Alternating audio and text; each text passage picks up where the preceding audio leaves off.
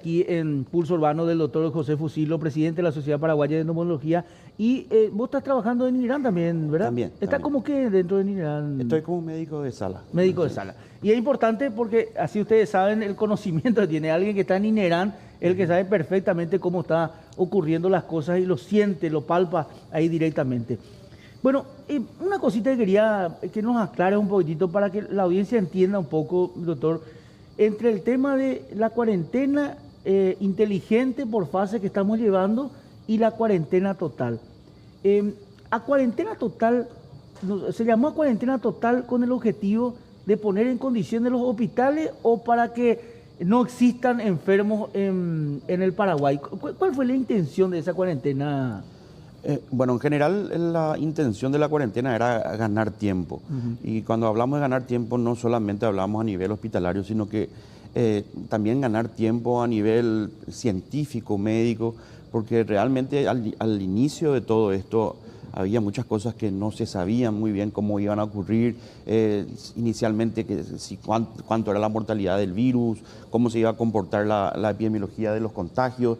Entonces, yo creo que el hecho de encerrar a la gente o pedirle a la gente que se quede en la casa venía mucho desde la incertidumbre de saber el comportamiento de qué iba a ocurrir. Teníamos idea de lo que pasaba en España o lo que pasaba en Italia y los escenarios que veíamos de otros países eran catastróficos. Y creo que todo eso hizo que se llegue a insistir en una cuarentena para evitar fundamentalmente los contagios masivos, para en ese momento evitar que tengamos 100 pacientes al mismo tiempo. Y digo 100, ni siquiera digo 1000, porque con 100 para nosotros ya es un número explosivo que va a hacer saturar prácticamente nuestro sistema de salud, o sea, las terapias intensivas. Y fundamentalmente ese era el tema, que no se contagien o que no tengamos cuadros severos todos al mismo tiempo.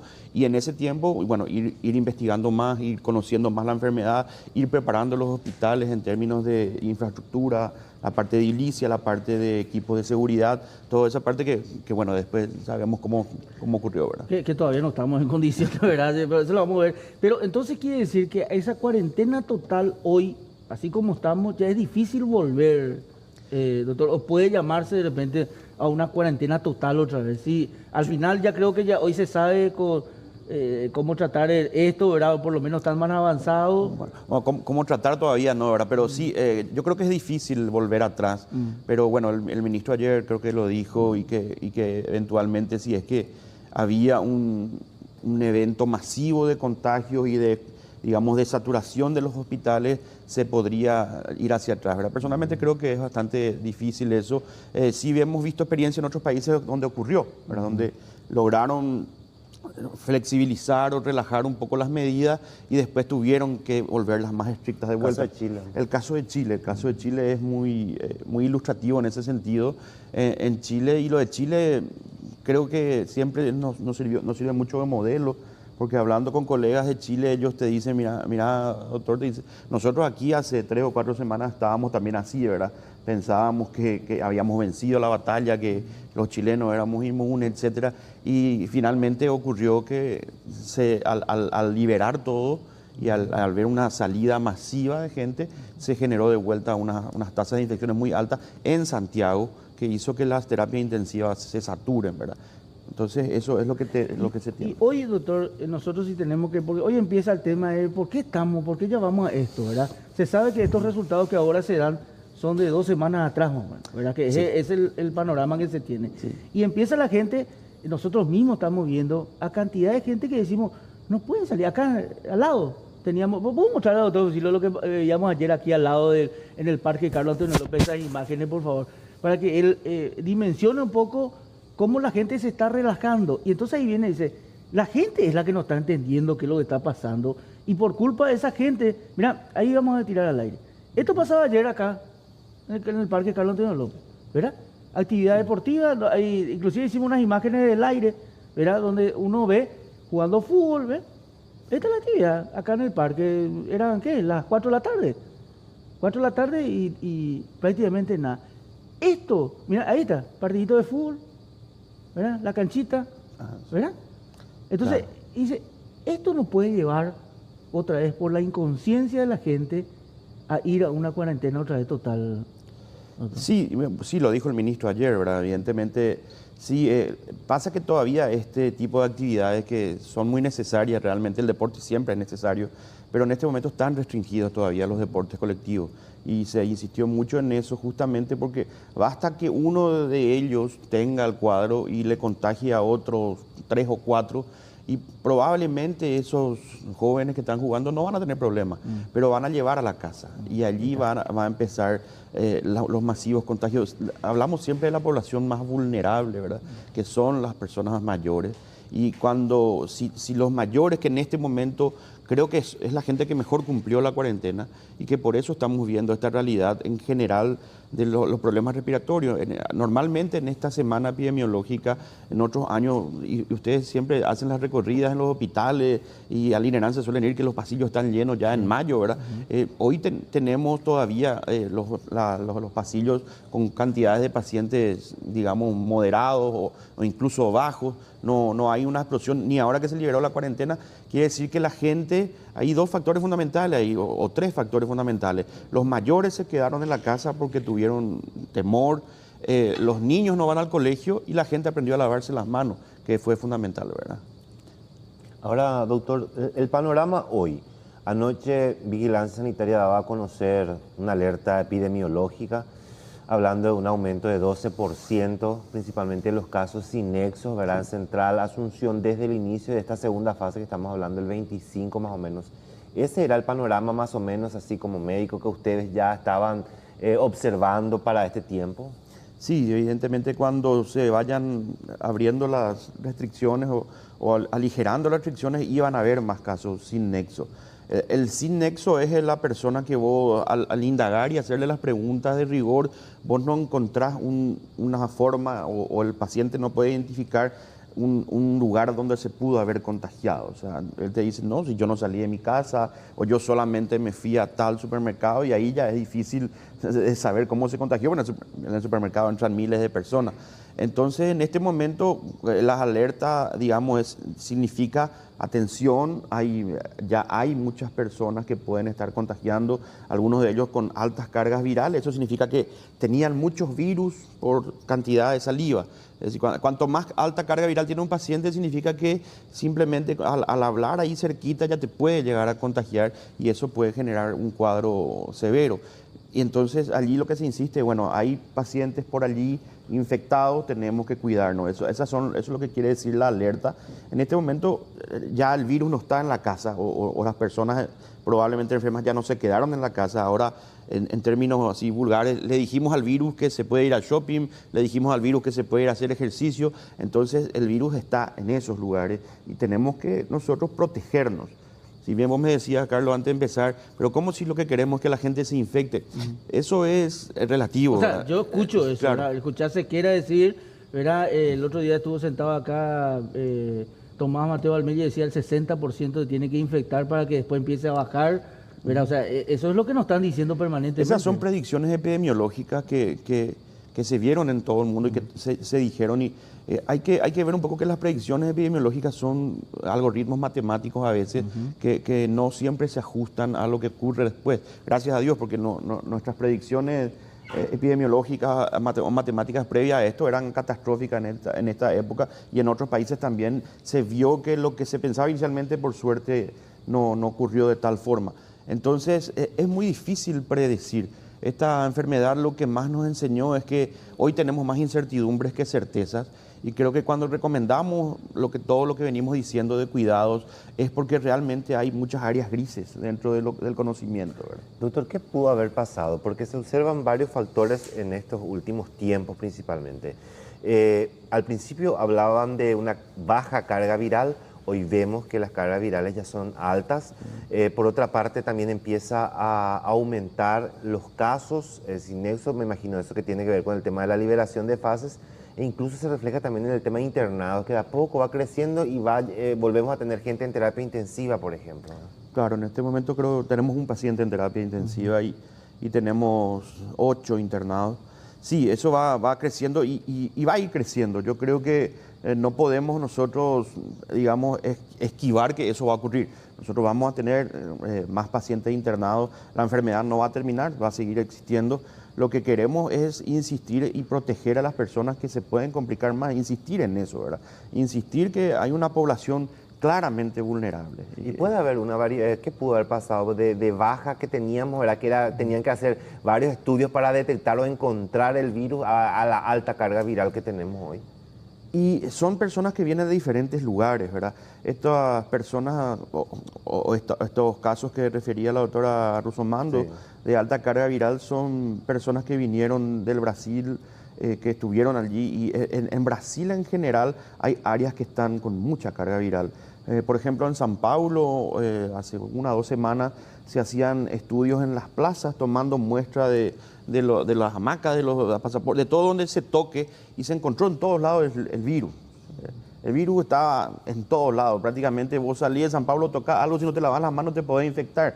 Y entonces son ciudades que están muy contaminadas y son altamente contagiosas, y las personas que provienen de ahí llegan a tener mayor carga viral, ¿verdad? Entonces esas personas son las que en general tienen una progresión mala de la enfermedad, si tienen factores de riesgo, mucho más todavía, y entonces son las que también pueden contagiar más. Estos casos que ustedes están tratando hoy en INERAM, los internados y que están en terapia, ¿esos son pacientes que entraron con alta carga viral o es por el factor en el que ellos se encontraban, en la zona de riesgo que se encontraban? Cuando nosotros recibimos los informes de los pacientes en general, no sabemos la carga viral. A nosotros nos llegan los informes como positivos o negativos. O sea, los comentarios que sabemos son por lo que dijo la doctora Russomando, hay un valor que se llama CT, que es el número de ciclos que necesita dar la máquina de la PCR para encontrar el virus.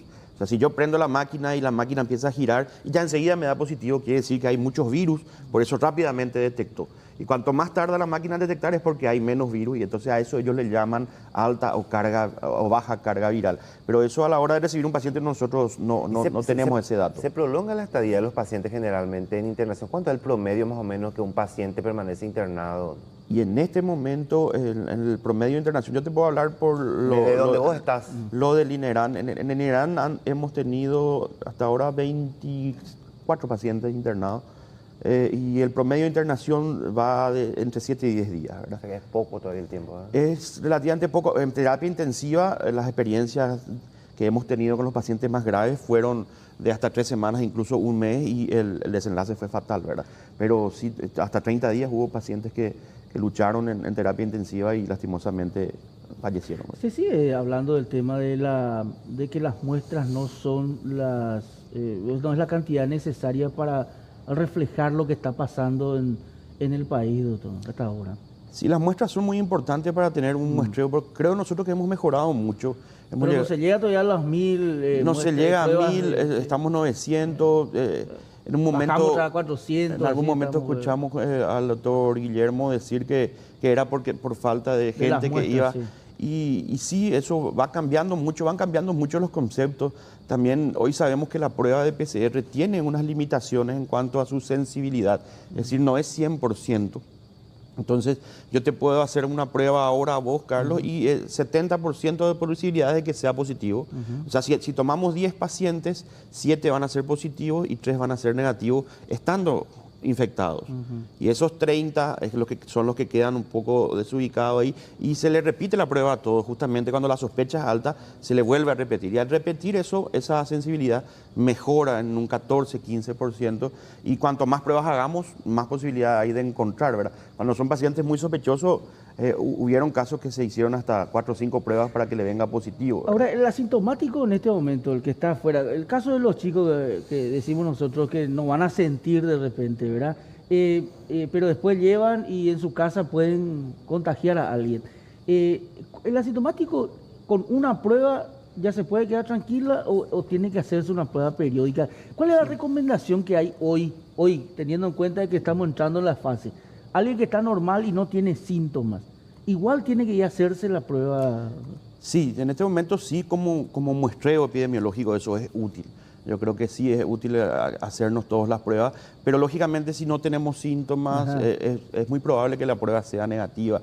En países donde la circulación comunitaria es baja o moderada, la sensibilidad de la prueba es mejor. O sea, si te viene positivo es porque estás infectado y si te viene negativo lo más probable es que sí sea correcto eso. ¿Y en qué tiempo me vuelvo a hacer otra vez? Porque eso es lo que nosotros queremos un poquito indicarle a la gente. O sea, yo soy asintomático, no siento, pero no sé, quiero saber si tengo yo por mis parientes, por mi familia.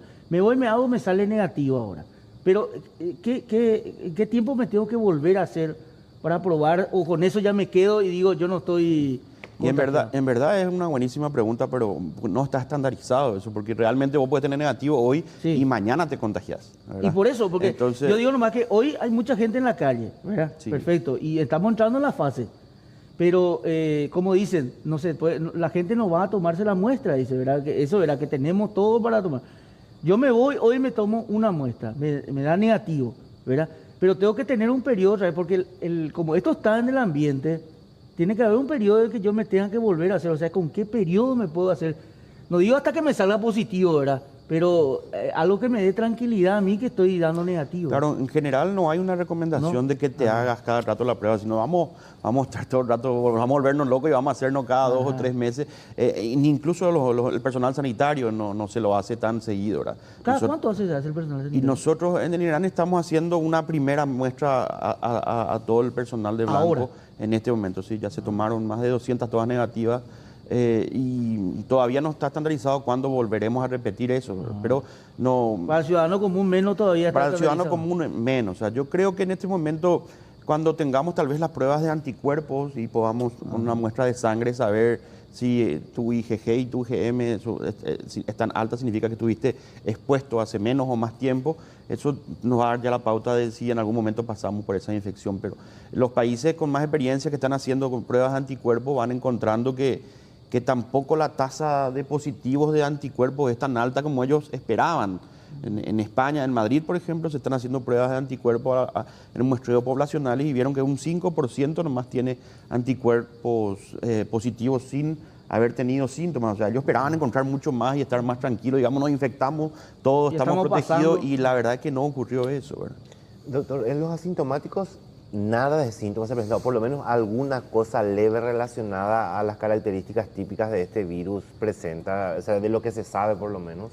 Y asintomáticos en verdad es un término que significa sin síntomas, pero muchas veces indagando bien y preguntando al paciente te dicen, sí, la verdad que tuve un carraspeo, una molestia, que también son síntomas que no le da importancia al paciente. Y esos ya entran dentro de la categoría de asintomático, pues no te cuentan cuando le preguntas, ¿verdad? Entonces, probablemente si indagamos más profundamente en los que consideramos asintomáticos van a encontrar alguna molestia que tuvieron. Doctor, ¿les preocupa a ustedes como médicos que están trabajando muy de cerca y se insistió bastante en este tiempo? Hablamos de Brasil y la situación, hoy le supera ya a España incluso el número de muertos, ¿verdad?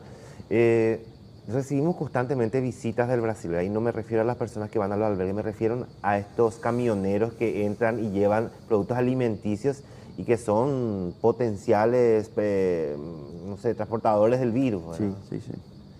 Sí. Claro que preocupa. Creo que todo lo que provenga de Brasil en este momento es muy preocupante porque Brasil es una mina en este momento infecciosa y todo lo que pueda provenir de ahí, una persona incluso que se sienta sana, que no tenga ningún síntoma y traiga el virus, puede contagiar a varias personas y lo ideal sería que todos los camioneros entren en cuarentena, ¿verdad?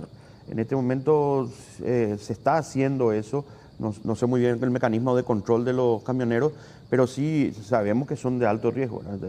De los internados en Irán, por ejemplo, de los 3 que están, 2 son camioneros, ¿verdad? Sí. ¿Y ellos ya están hace tiempo, doctor, también internados allí? No, el paciente que está en terapia intensiva ingresó el martes, ¿verdad? Y los otros 2 están hace un poquito más, 7 días. ¿Con una enfermedad de base también, doctor, o solamente con el virus?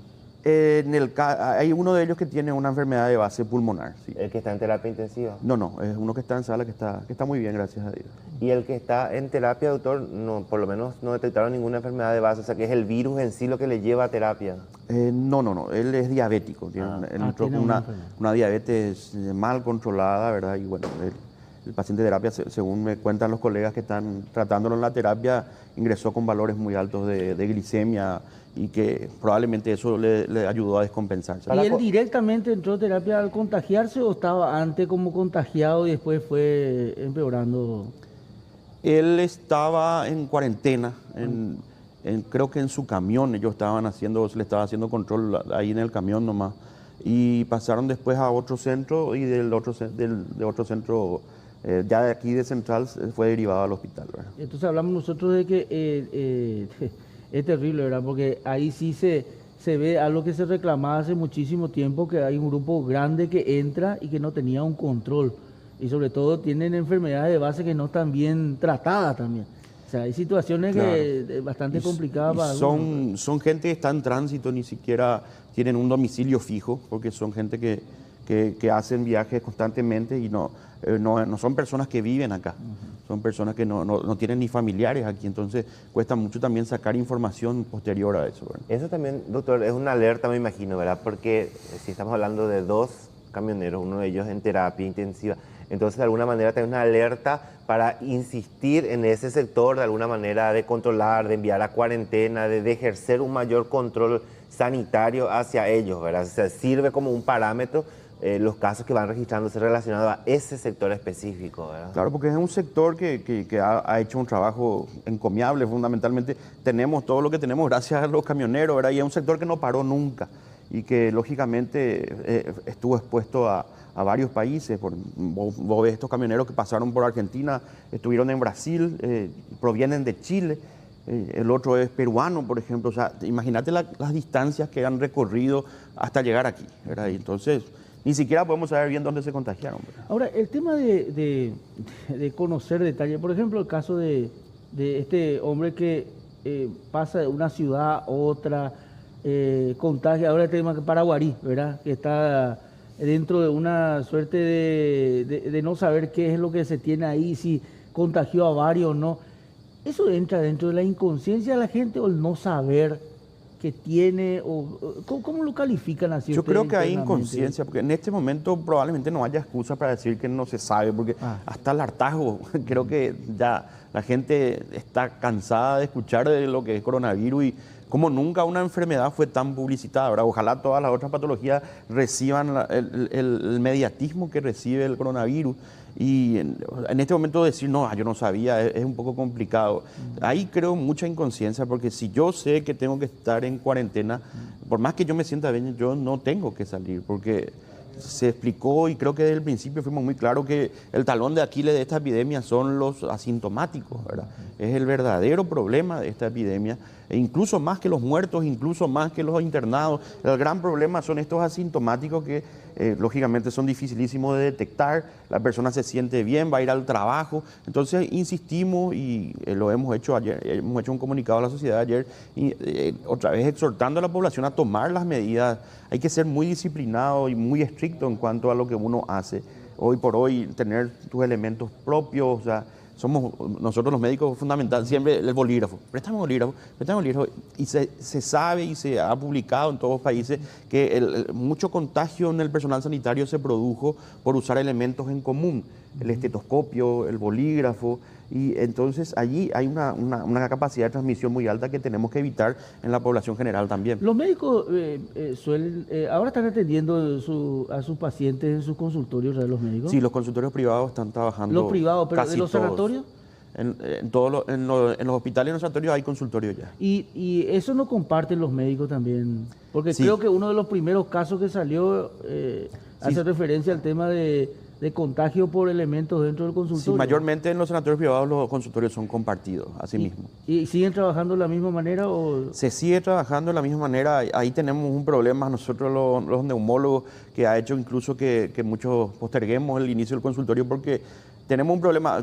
Vos te vas a mi consultorio hoy, hay una sala de espera y todos los pacientes tienen tos, porque por algo se van al neumólogo, ¿verdad? Mayormente tienen tos o dificultad respiratoria. Entonces se genera ahí una confusión. Lo que hacemos ahora es dar turnos más espaciados, como para que el paciente venga a su turno y le pedimos por favor que lleguen ahora. Claro, las salas de espera pueden ser problemáticas. Igual se mantiene la distancia, se han separado las sillas, pero de repente no, todas las medidas pueden resultar insuficientes si te aglomeran 20 pacientes. Pero ¿qué seguridad tenés vos en tu consultorio de que el que atendió anteriormente o recibió a alguien y vos te vas y te sentás en el mismo consultorio y recibís también a tus pacientes ¿cómo se hace no sé, la limpieza, la fumigación, la desinfección del... Seguridad ninguna, pero sí los sanatorios privados tienen un equipo de limpieza que entra entre una persona y otro y tenés vos tu lavandina, tu alcohol gel ahí al lado y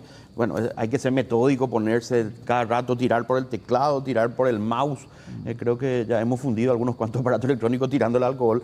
Todos estamos así, Doctor, me imagino que, bueno, los médicos toman todas las medidas, ¿verdad? Pero ahora cuando se habilitó las consultas clínicas nuevamente, el contacto con el paciente es inevitable, ¿verdad? Porque el médico tiene que palpar, tiene que tratar. Es un riesgo también eso, ¿verdad? Eso se toma como ya tomando todas las medidas como se venía haciendo. Sí, se deberían de tomar todas las medidas y es lo que aconsejamos a los colegas. Pero también dentro de esta relajación que hablamos, también existe dentro de la población médica gente que también, digamos, ya minimizó la situación y a ellos de vuelta le insistimos que el riesgo de contagio sigue siendo alto y te puede venir de la forma menos pensada. Y hay casos descritos en otros lugares de pacientes que ingresan como infarto y terminan teniendo también coronavirus. Entonces, al tener también, tal vez no fue el coronavirus lo que le mató, pero te pudo contagiar a vos y vos ser un transmisor o enfermarte vos mismo. ¿Por qué te traigo a colación y te quiero dar un ejemplo, ¿verdad? De médico, ¿verdad? Por experiencia propia, ¿verdad? Te vas al médico a consultar, el médico te habla en consultas clínicas, ¿verdad? Un tapaboca. Y después te pregunta, te empieza a palpar, ¿verdad? Sentís algo acá, sin guantes, sin muchas cosas. Ahí de repente ese contacto puede ser un riesgo muy alto, tanto para ese médico como también para el paciente que acude, ¿verdad? Claro, pero si el médico se lava la mano previamente y después no hay problema, ¿verdad? Por eso creo que el lavado de manos ya tiene que estar ahí en el chip, ¿verdad? Ahora, sí, quería preguntar también algo que no deja de ser menos preocupante. Te escuchaba hablar en estos días, doctor, el tema también de los niños. Las consecuencias que podía derivar en el tema de los niños. Se hablaba de una infección. ¿Eso ya es consecuencia también del COVID o tiene que ver con otra cosa, ¿no? Bueno, no se sabe. Empezaron a haber publicaciones. Yo hablo desde el desconocimiento porque no soy pediatra, más bien por lo que leí nomás. En Reino Unido empezó a haber una corriente de pediatras que les llamó la atención que muchos de los pacientes que ingresaban con diagnóstico de coronavirus tenían unas características, unas lesiones en piel y unos problemas cardíacos que son conocidos como síndrome de Kawasaki y que se puede ver en otros virus también, pero que ellos asociaron directamente al COVID. Y ellos tuvieron varios casos, creo que casi 100 casos. Y después de eso, la gente en todo el mundo empezó a decir, pues yo también he visto eso, yo también he visto acá. Y ahora los brasileros están viendo en forma muy frecuente y ya todos empezaron a relacionar y probablemente tendremos más información de si la causa es realmente el COVID o no. Se piensa que sí, ¿verdad? Que en Paraguay, de experiencias que colegas hayan compartido, todavía no hay ningún caso, por lo menos que ustedes sepan, doctor. Yo sé que hubieron casos de síndrome de Kawasaki, hay ahora mismo incluso internado a algunos niños, pero que tuvieron las pruebas negativas. Esto hasta donde yo sé, eso ocurrió, ¿verdad? ¿Y qué hay en el mundo, y hablando ustedes que manejan más información sobre la vacuna, ¿qué avance hay en eso, doctor? ¿Qué se escuchó? Bueno, la vacuna, hay muchos avances. En este momento hay más de 200 grupos de investigación que están trabajando en la vacuna. Cada rato aparece información de que ya logramos tener la vacuna. Cuando se habla de lograr tener la vacuna, significa que ellos lograron aislar una cepa que no sea tan virulenta y que pueda producir que tu inmunidad aumente cuando yo te pongo la vacuna. Ahora ellos tienen que probar eso y empiezan los estudios de fase 1, fase 2, fase 3 en probar primero en animales, en humanos, y eso va llevando su tiempo. Primero se demuestra que la vacuna sea efectiva, pero después hay que demostrar que la vacuna sea segura. Y es ahí donde se tarda más tiempo. Porque yo tengo que garantizar que lo que yo te voy a poner no solamente no te va a enfermar de coronavirus, sino que tampoco te va a producir otros efectos colaterales. Claro, entonces, cuando hablamos de seguridad, y ahí hay que ser bien claro, o sea, si tenemos una vacuna muy rápido, corremos el riesgo de que esa vacuna no sea tan segura y que no sepamos muy bien los efectos a corto y a largo plazo. Entonces, esperemos bien. La vacuna, personalmente creo que no la vamos a tener hasta el año que viene. Y si los tiempos se dan como en las otras vacunas. Evidentemente ahora se aceleran muchos procesos, pero no sabemos hasta dónde también es beneficioso que se aceleren los procesos. Hoy, doctor, se habla mucho de que está en el aire y no está en el aire. Hay que usar esto, no hay que usar esto, ¿verdad? Y alguna cosita rápida que es lo que uno tiene. Tapabocas sí, ¿verdad? Sí. Lavarse la mano, desinfectar permanentemente. El tema de la ropa, que es lo que pregunta mucha gente. ¿La ropa lleva o no el virus? ¿Mantiene o no entrar a tu casa con esa ropa? No, en el trabajo sí, solamente el pie abajo, los zapatos. O sea, ¿cómo es eso, doctor? El virus, y hay trabajos que han demostrado que el virus se puede encontrar en superficies inanimadas durante determinados tiempos variables, ¿verdad? 5 días en la madera, 3 días, hasta 7 días incluso se vio. Ahora, lo que no se sabe a ciencia cierta es decir, encontrar partículas virales en este vidrio significa que yo necesariamente me voy a contagiar. Y hay que entender que para que yo me contagie, yo tengo que tocar este vaso, ponerle que está contaminado. Yo tengo que tocar el vaso y posterior a eso tocarme la cara. Y ahí recién yo me voy a contagiar. Ahora, si yo toco el vaso, por más que esté contaminado, si yo me lavo las manos después, no hay problema, no me voy a contagiar. Y también hoy lo que la OMS dijo es que ellos insisten en que en los objetos inanimados, eso se llama fómites, se llama el término médico que le damos a la contaminación por objetos inanimados, ellos dicen que es muy baja, ¿verdad? Y en este momento no se sabe muy bien y la recomendación sigue siendo cuidémonos. Pero, ¿qué pasa con la ropa, pregunto yo? En la ropa, ¿qué proceso hacemos con la ropa quedan partículas virales, sí. Y evidentemente si yo salgo del hospital de ver a un paciente y te doy a vos mi guardapolvo, vos corres riesgo de infectarte si no te lavas las manos. No por movilizar la ropa el virus va a volar hacia vos, sino que al tocar y tocarte vos después la cara. ¿Y el ciudadano común que va en el ómnibus, que llega a su casa? No, la ropa va a estar impregnada en él. Si yo le toco a otra persona y no me lavo las manos, sí me puedo contagiar, pero no porque el otro tenga en la ropa, eso se va a transmitir. Ajá. O sea, no va a haber un traspaso. Se dieron muchos, o sea, que al comienzo se aplicaron muchas normas y después de eso fueron descartándose.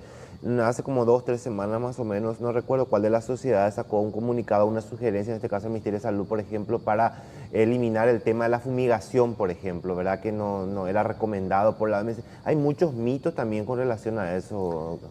Hay muchos mitos, hay muchas cosas que vamos aprendiendo en el camino y es un constante aprendizaje. Lo de las fumigaciones en verdad nunca tuvo un asidero científico, estirar sustancias químicas pensando que el virus pueda estar en el aire. La realidad es que el virus, las partículas virales que yo toso aquí y las partículas grandes van a caer al suelo y van a caer antes de 1,5 metros, por eso se pide la distancia.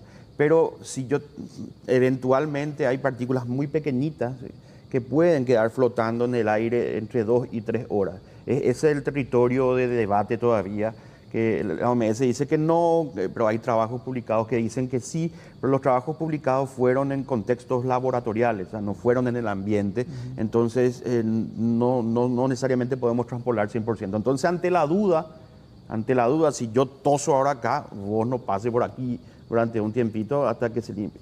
Tampoco sabemos si venir a tirar aerosoles va a hacer que esas partículas que estaban flotando van a desaparecer. Eso no se sabe porque no hay forma de demostrar. Y entonces lo que se recomienda, hoy por hoy no están recomendadas las fumigaciones masivas de ese tipo, sí las desinfecciones de las superficies, ¿verdad? Bueno, ¿con miedo fase 2 o no, doctor? ¿Cómo que... Más que con miedo, yo creo que no tenemos que transmitir miedo a la población.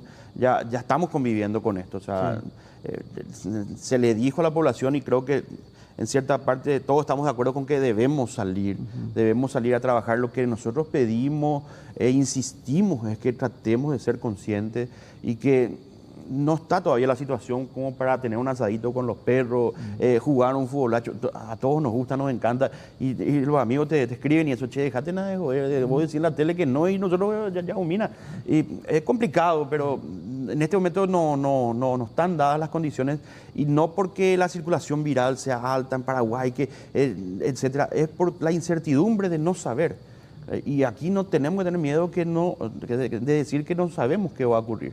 No lo sabe Estados Unidos, no lo sabe España, no lo sabe Italia. Ellos están saliendo de periodos muy álgidos, específicamente Italia y España, pero también abrieron ellos sus puertas, la gente salió masivamente, y también vos ves los medios españoles y escuchás la misma cosa que acá.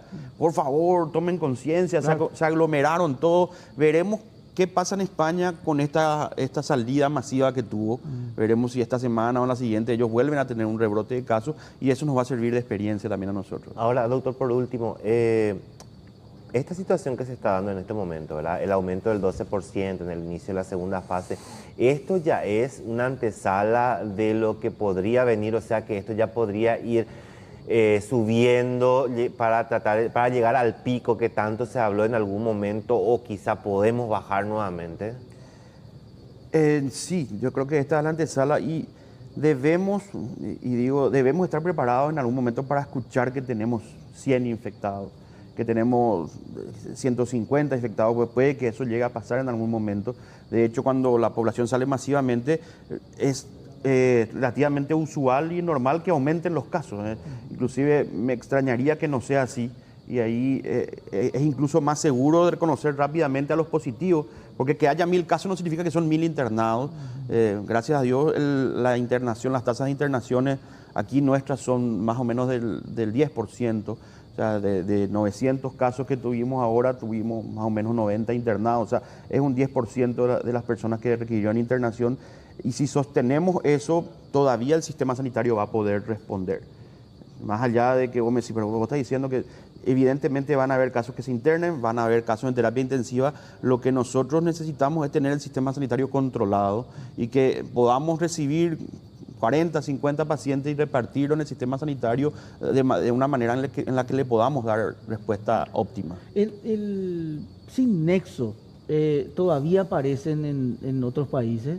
¿O el sin nexo Lo que nuestro pasa que es dudoso o no? En otros países tienen otra realidad. En otros países vos ya no escuchás ni siquiera la palabra sin nexo, porque para ellos ya todos son sin nexo. O sea, en Brasil, por ejemplo, ya no vas a escuchar que ellos investigan dónde te contagiaste. Nosotros tenemos una realidad óptima que sirvió como que en este momento podamos detectivescamente seguir al infectado. Incluso acá la gente lo hace muy bien, la población sabe.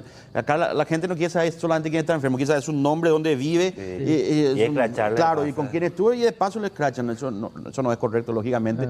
Pero en otros países que tienen miles de infectados por día, ya se dejó de hablar de sin nexo, ya se dejó de hablar de si vino de afuera. Nosotros todavía tenemos esa ventaja de que podemos identificar los que vienen de afuera y aislarles rápidamente, y podemos todavía buscar un nexo poblacional, porque tenemos esa ventaja. Doctor, capaz de hacer una pregunta que no tenga mucho sentido, ¿verdad? Pero hablando de otros países, ¿verdad? Uno ve cómo ellos conviven con el COVID, ¿verdad? Que es un virus que está circulando como cualquier otro virus que tuvieron, si bien con las características que tiene, ¿verdad? Nosotros acá como que estigmatizamos, ¿verdad? Que no, porque él tiene, parece cuando fue el tema del VIH, no sé, en décadas pasadas, ¿verdad? Y es